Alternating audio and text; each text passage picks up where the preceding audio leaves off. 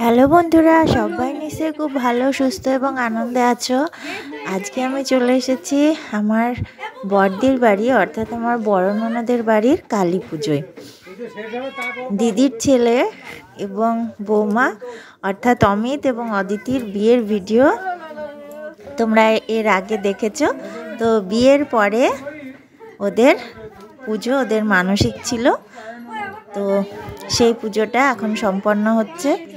ওদের বিয়ে তো অঘ্রাণ মাসে হয়েছিল, তো তারপরে 2 মাস পরে পুজো হচ্ছে। এই দেখো আমাদের মিষ্টি বৌমা অদিতি কি সুন্দর করে সেজেছে।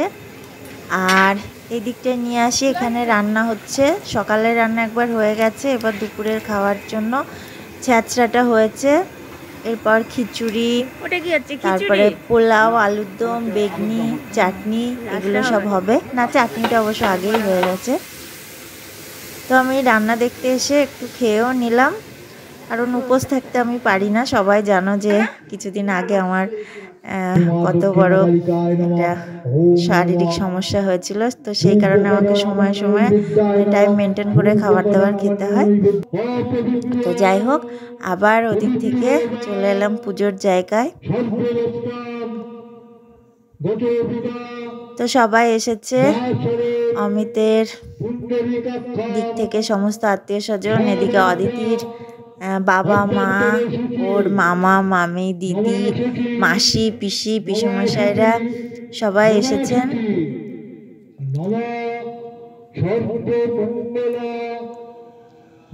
অঞ্জলি হচ্ছে।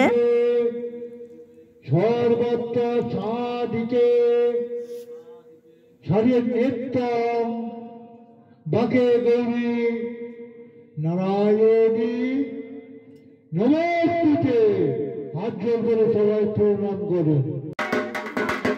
আর এই যে যিনি ঢাক বাজাচ্ছেন, ইনি অদিতির বাবা। ইনি কিন্তু খুব গুণী মানুষ। ইনি যেরকম আবৃত্তি করেন, ভালো সরকারি চাকরি করতেন, তো সেই সাথে কিন্তু ঢাকটাও দারুণ বাজাচ্ছেন, অসাধারণ। ঢাকি দাদার কাছ থেকে ঢাকের কাঠি এবং ঢাকটা চেয়ে নিলেন, নিয়ে উনি সুন্দর করে বাজাচ্ছেন। কত গুণী মানুষটা।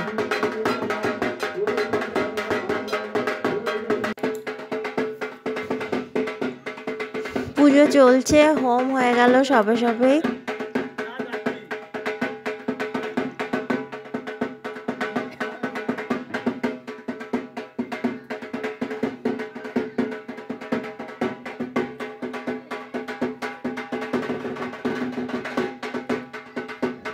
মায়ের এই জায়গাটা খুব সুন্দর করে সাজানো গোছানো হয়েছে।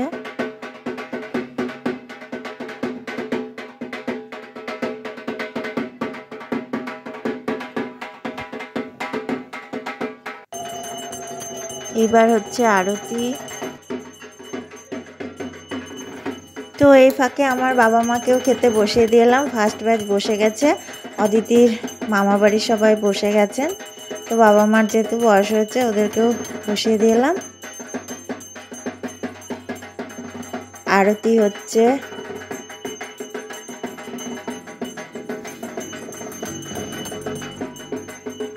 যে জামাইবাবু,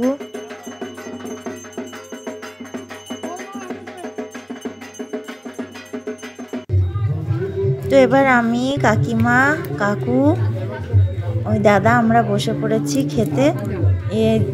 কাকু উনি হচ্ছেন আমার ছোট কাকা শ্বশুর, আমাদের খুবই আপনজন, খুবই কাছের মানুষ। ওনারা কলকাতায় থাকেন, তো এখানেও ওনাদের বাড়ি আছে। কাকুরা কদিন এখন থাকবেন। তো মেনুটা বলে দিই। প্রথমে পুজোর প্রসাদ ছিল, পুজো যেহেতু হয়ে গেছে। তারপরে পুজো স্পেশাল খিচুড়ি, বেগুনি,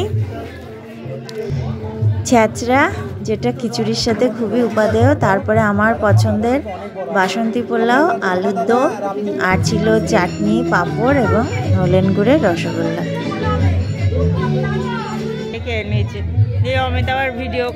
তো আমি একটু খেয়ে নিলাম।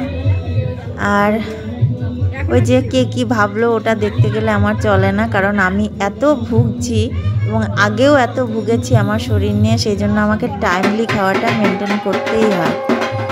একটু এদিক ওদিক হলেই আবার সমস্যা।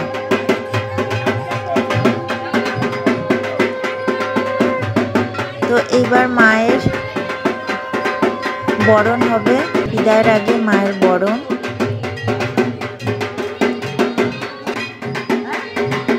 এই যে অমিতের উদ্যোগেই, অমিতের মানসিক ছিল সেই পুজো।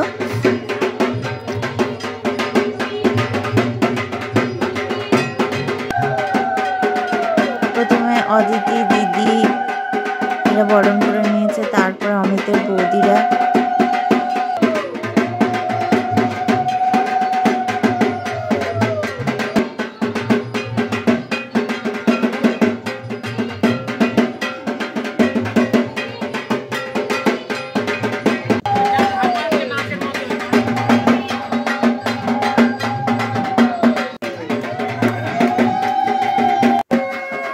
এরপরে এই যে ধুনুচি নাচ, এটা হচ্ছে আমার যা অতসী, ও সব কিছুই খুব ভালো পারে,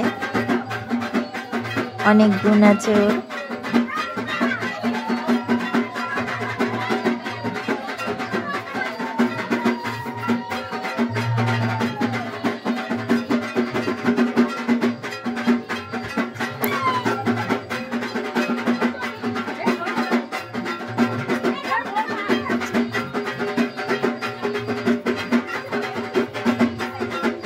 হচ্ছেন অদিতি পিসিমণি, উনিও কিন্তু দারুণ নাচছেন।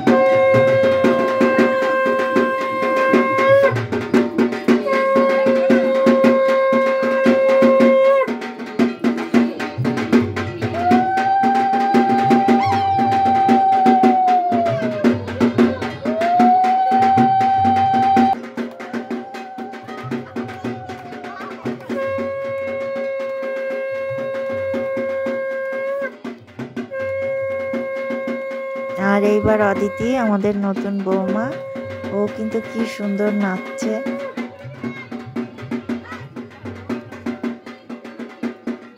ও কিন্তু খুব গুণবতী মেয়ে, যেমন মিষ্টি দেখতে তেমন মিষ্টি ওর ব্যবহার, তেমনি ভালো আবৃত্তি করে, আবার সরকারি চাকরি তো করে, আর সেই বলে না গৃহকর্ম নিপুণা, সেই রকম একটি মিষ্টি মেয়ে।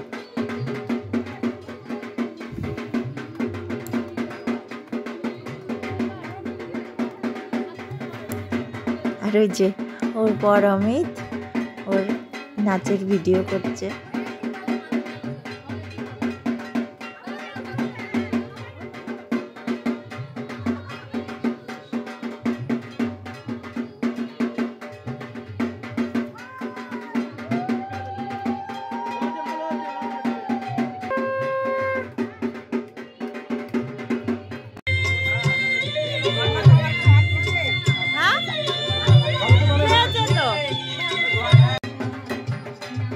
যাই হোক, এবার মাকে বিদায়ের জন্য, নিরঞ্জনের জন্য নিয়ে যাওয়া হচ্ছে। কাছে একটা পুকুর আছে, সেখানে যাবে মা।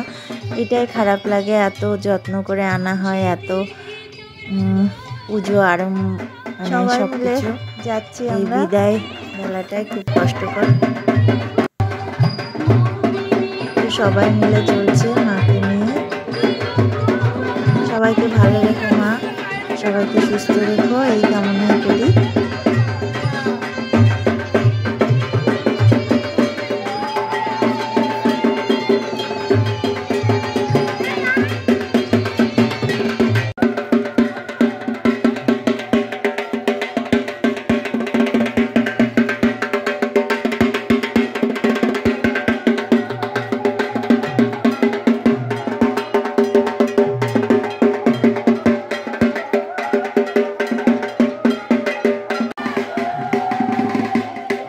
পুকুরে চলে এসেছে।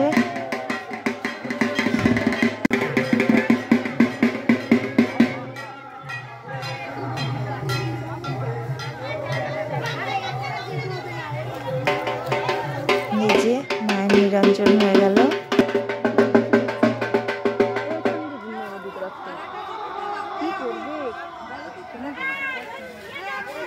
এখন প্রায় 5টা সাড়ে 5টা বাজে। পুজো সম্পন্ন হলো।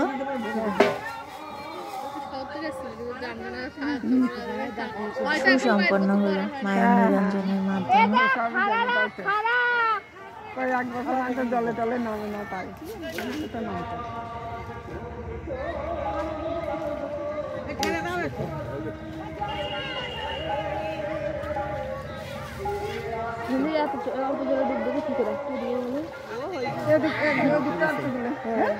চান করেছে